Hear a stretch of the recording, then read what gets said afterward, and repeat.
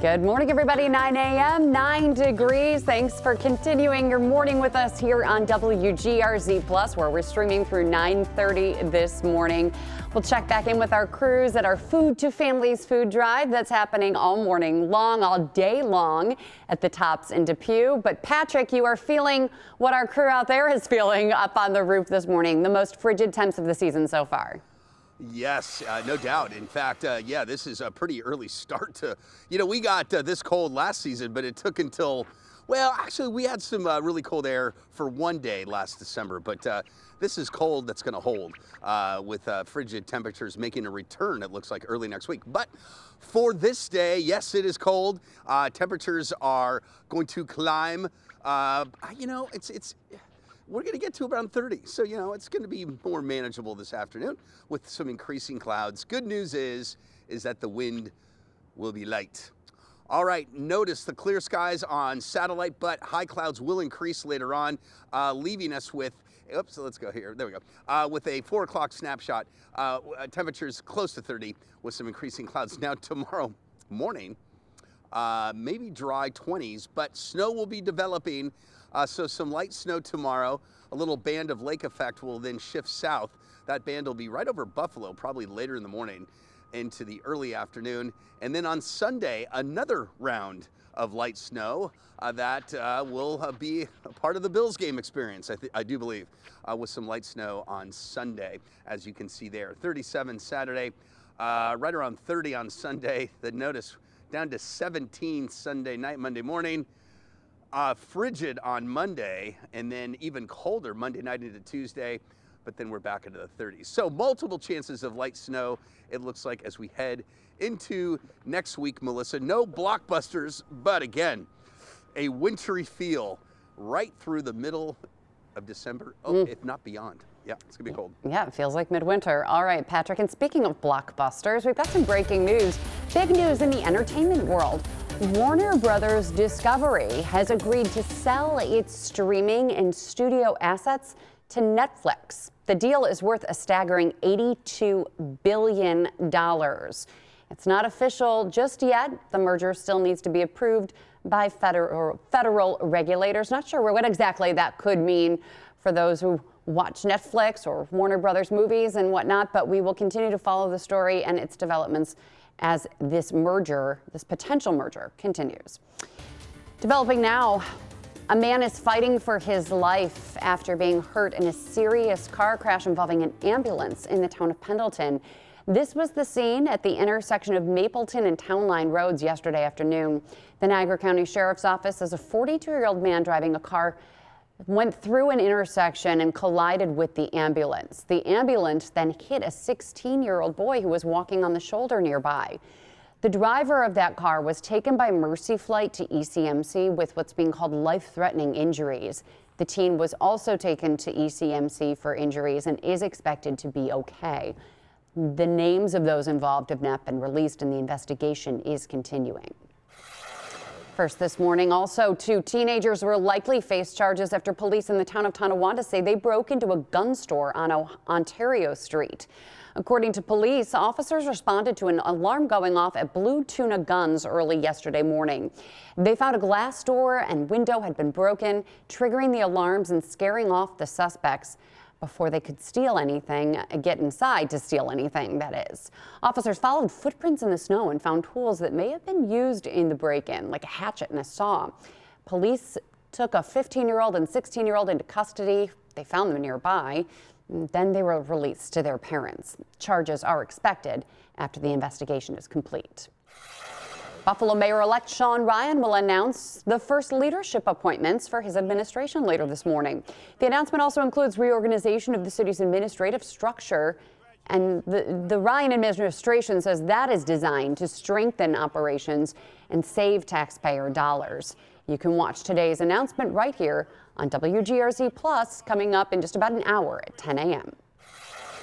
The Erie County Legislature passed a $2 billion budget for 2026 yesterday.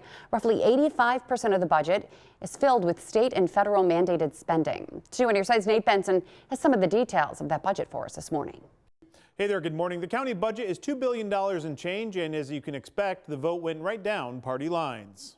Lawmakers call it a conservative budget, but it's an increase in spending of more than $113 million compared to last year. The 2026 budget raises the property tax levy by nearly 1.5%. However, it decreases property taxes by 20 cents. So don't you crazy kids go spending that money irresponsibly now. It also establishes a real estate division, improves county-owned parks and golf courses, provides urban initiative funding for the cities of Buffalo, Lackawanna, and Tonawanda, and invests in community-based organizations. But some lawmakers say the budget misses the mark. I don't believe that this budget went far enough. One of the sticking points for legislator Lindsay Larigo is the increase in spending. We know that Erie County is spending too much money, and we know that we need to tighten our belts. Republicans in the legislature offered an alternative on Monday. We had an amendment package that would have cut the levy by $12 million. It was responsible, it was respectful to taxpayers. But it was voted down. I'm disappointed to see us move forward with such an inflated budget.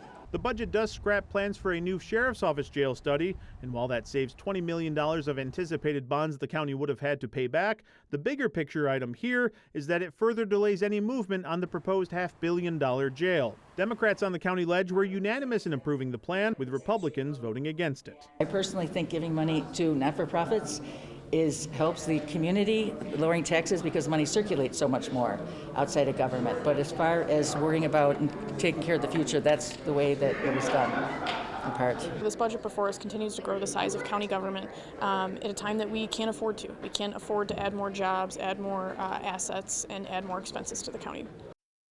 Erie County Sheriff Garcia previously warned that duplicated services between the downtown jail and the jail in Alden will cost taxpayers $15 million each year. On your side, Nate Benson, Channel 2 News. It is 9:07 now, and 2 on your side wants to make sure that Western New York is fed for the holidays, and that's why we are holding our annual Food to Families food drive. You can stop by Tops today to drop off food or cash donations at 6 different locations across Western New York. And we find our Natalie Foss at the Tops on Transit and French in Depew. And Natalie, it's cold out there. I know, I was out there earlier this morning, but it certainly warms the heart to see the generosity of Western New Yorkers.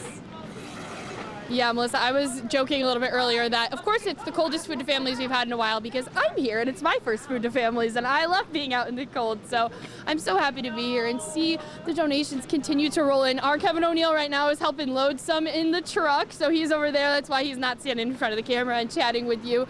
But this is still the donations from Master Kitchens, and you could just see how much food there must have been 20 carts full of food. This is his 20th year donating, so donations like this, the recurring ones, are why we continue to do this, but also those first donations. If it's your first year donating to Food to Families, or if you never have before, this is an excellent year to do it, to make sure that the Western New York neighbors, your neighbors, are staying fed this holiday season, and Feed More Western New York continues to be able to feed them as well. So you can come to the Tops. We're here at the one in Depew on French and Transit. That's where we're going to be all day today, but then there's also 5 other locations. Those are up on your screen right now, so you can head to any of those with your food or your fund donation. So any of that money that you might want to donate, they're taking check.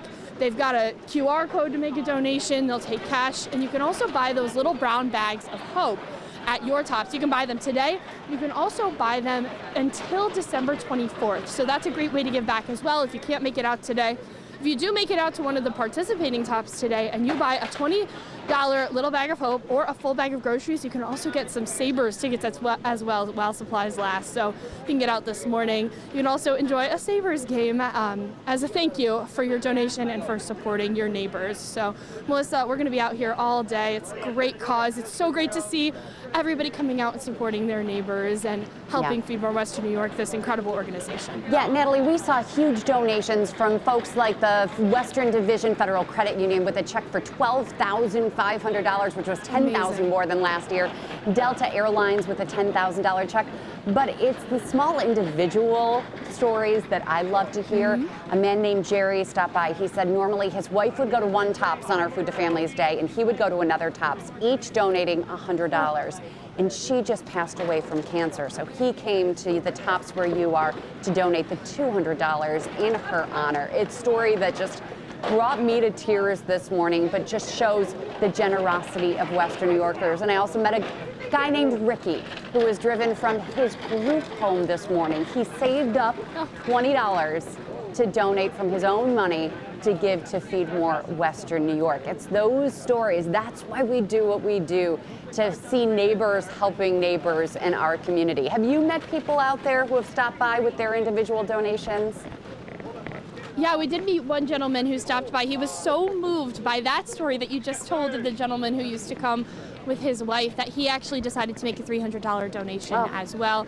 And Kevin's been saying all morning, this is a great time to bring your kids and show them the beauty of giving back to their community, especially this holiday season. So it's just a great cause to come out and support. And no donation is too little, nothing is too small, whether it's just a can of corn or whether it's thousands of dollars. And one more thing about that, about bringing your children. You know, Feed More Western New York really right now is in need of volunteers. We heard from Tara Ellis, the president and CEO of Feed More Western New York this morning, who said that they need volunteers who can go and deliver the meals. It used to be called Meals on Wheels. It's now their home delivered meals program.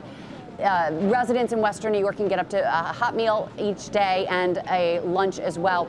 But it's not just bringing the food to their door, it's also having a conversation, helping them to not be so lonely, checking in on them, and being a friendly face every day. And so if you are willing to volunteer and maybe bring your child to volunteer with you for the home delivered meals program, that's another way that you can help. Maybe giving your time instead of giving money or giving food to Feed More. That's something else to keep in mind. But we'll hear these stories throughout the day with our Food to Families food drive and really show why we are the city of good neighbors. Natalie, thanks for being live out there, and we'll see you back at 11 a.m. on Channel 2 News midday. Thanks so much.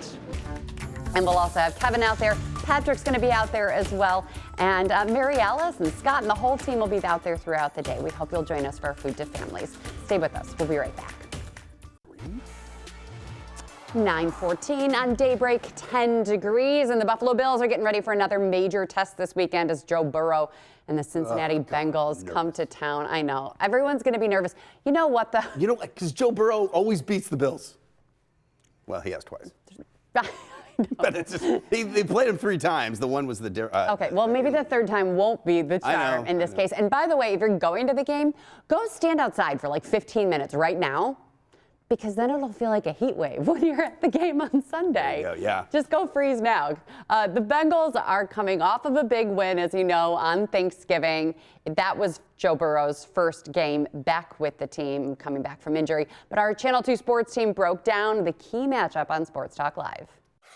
Joe Burrow returning from turf toe on Thanksgiving after missing 9 games, and he looked like the Joe Burrow of old in beating the Ravens here.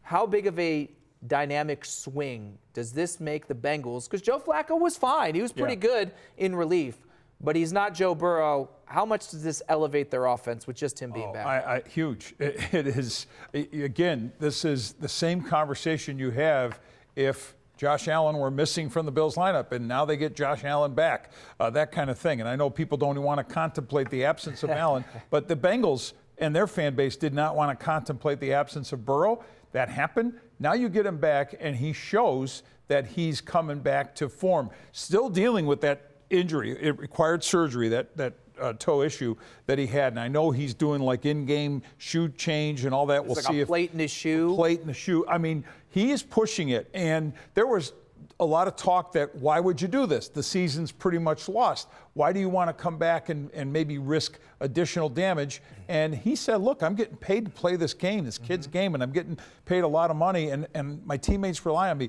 There was like no thinking on his part of doing anything except coming back.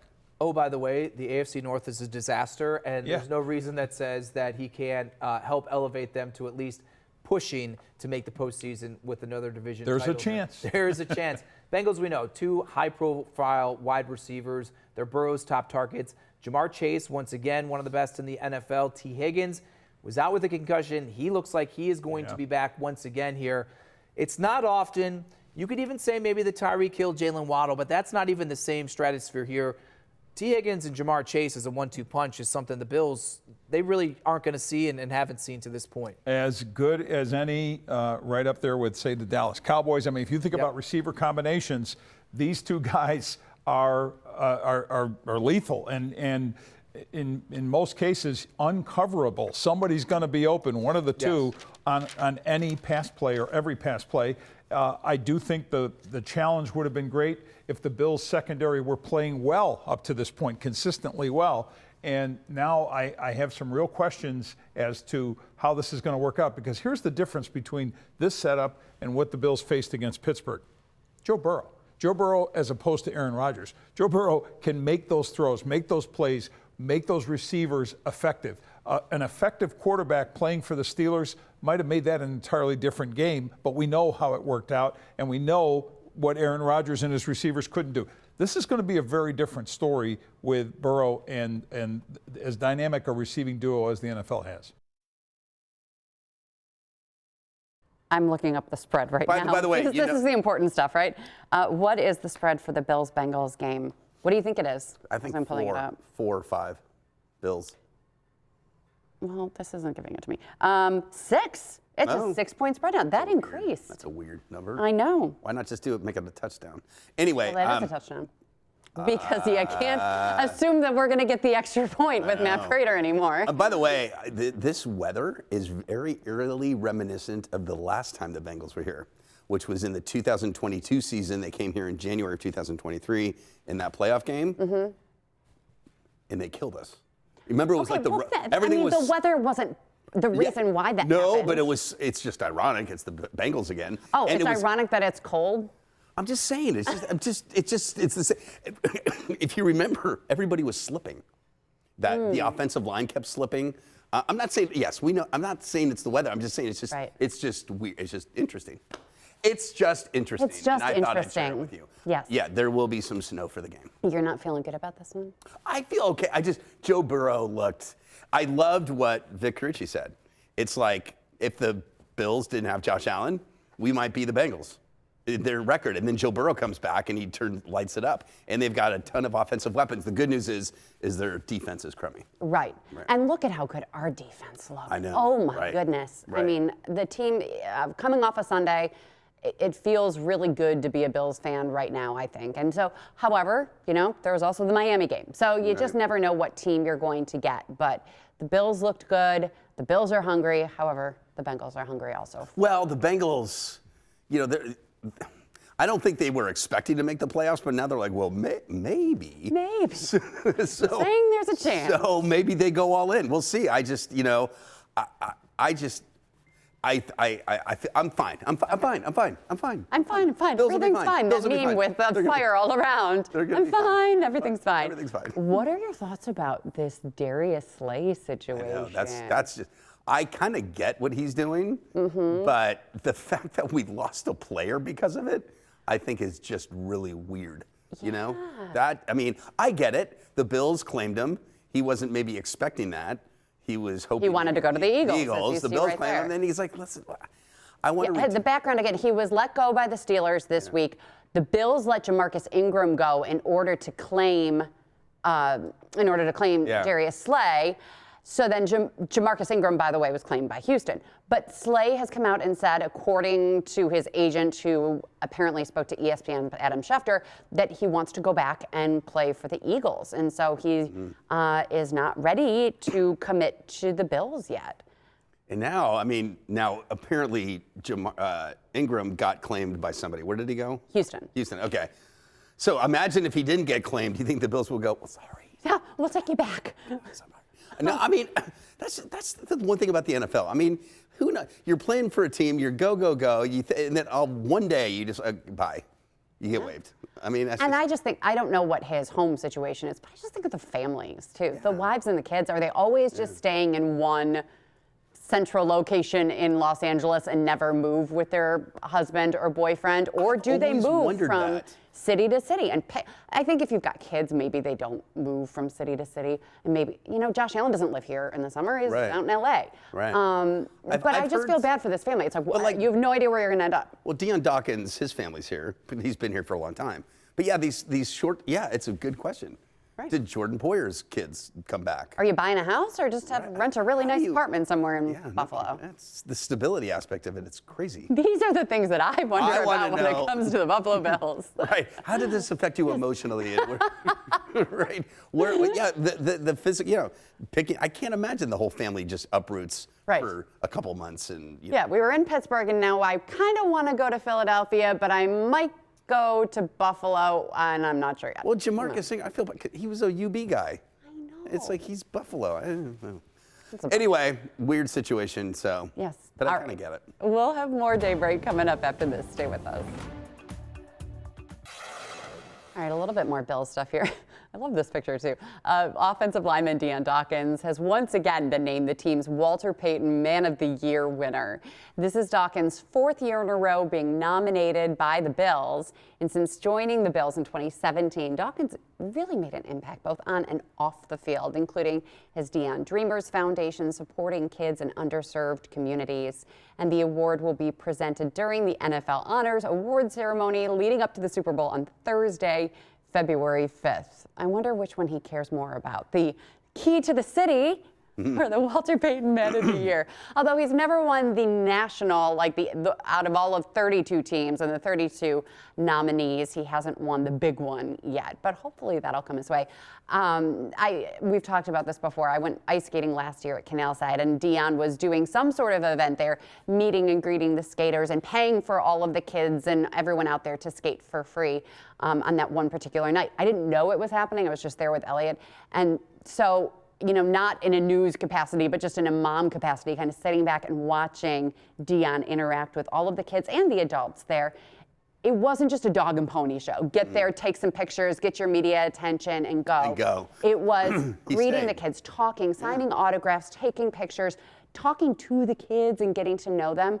And that really was impressive to me because I've seen a lot of athletes who just want to get in and out and get the pictures and go. And that's not Dion's thing. You saw him in the Bills Christmas movie where he was hysterical. You saw him in Hard Knocks where he just is so lovable and just a great guy. And, you know, a great locker room guy too, where he just wants to protect Josh Allen. Right. Well, let's hope he gets it. We hope he gets. You know who else did that? I saw Jordan Poyer be kind of acting that way. He was at an event at Target, and I was just there. And it was, what was it? It was something with kids. Anyway, there was all these kids there, and he, like, it wasn't just a media splash. Was it Jordan Poyer who came out about his issues with? No, this was before that. Okay. But No, was that him? Who that was Jordan Poyer. Oh, okay. Where he legit said to people, you know, I'm dealing with was it alcoholism or substance abuse, and that he went to rehab and he spoke out about it so that he could encourage others to get the help that they needed and wanted to be there for others. And he's like, DM me if you want to talk about it. And I thought that was really huge of him too, to be so honest about you know, his background and the problems that he was dealing with so publicly. And so that's when, you know, an athlete is more than just a player on the field, but actually a role model. So many kids are saying, oh, this person's my role model, this person's my role model. Well, how do they act off the field? How do they show it? What's a real role model? And I think it is people like Dion Dawkins who give to the community more than they ever have to, especially after 514. I mean, Dion Dawkins was out there all the time. The top smash shooting with the Choose Love t-shirts and feeding people in the Jefferson community when the Tops was shut down for so long, and he was out there on the line, you know, scooping the food and pouring it for people who needed it, and it was just awesome to see. And so that's also why the Bills team is a little bit more lovable than past Bills teams that we've had, because so many players step up, including Josh Allen too. That's right. Good stuff. All right. Snow-wise, we know the Bunny Hill opened yesterday at Kissing Bridge. Holiday Valley in Ellicottville is going to have its full opening day today. If you can brave the cold, you're going to have great ski conditions. 5 lifts will start running this morning. They actually opened up about a half hour ago at 9 a.m. More slopes are expected to open throughout the weekend as well, as long as conditions allow. Kissing Bridge, once again, did have its soft opening with the Bunny Hill yesterday. On Instagram, Kissing Bridge posted that they plan to announce their weekend hours coming very soon. Great weather for skiing, snowmobiling, cross-country skiing, the whole 9 yards, right? It's snowmobiling's got a little ways to go when the season opens, but no, this is awesome. I mean, it's awesome for all winter activities because it's December 5th, and the snowpack is like at midwinter form. Yeah. So it's great. It's really good news, and the snow's not. You know, oftentimes we talk about snow. Oh, it's not warming up. It's not. So what's on the ground right now is going to be staying. It's staying. We're locked into that pattern. It looks like maybe for the rest of the month. Wow. I mean, it's going to be a white Christmas, huh? We're not going there yet. Yes. I can't maybe imagine. Maybe not snow falling. Even if it warms up towards the end, no. Yes. Okay. I said it here. Okay. Yes. You heard it here first. We're going to have a white Christmas, according to Patrick. All right. Please stop out to our Food to Families food drive today. Be generous and show why we are the city of good neighbors. Bye, everybody. Have a great weekend, and go Bills.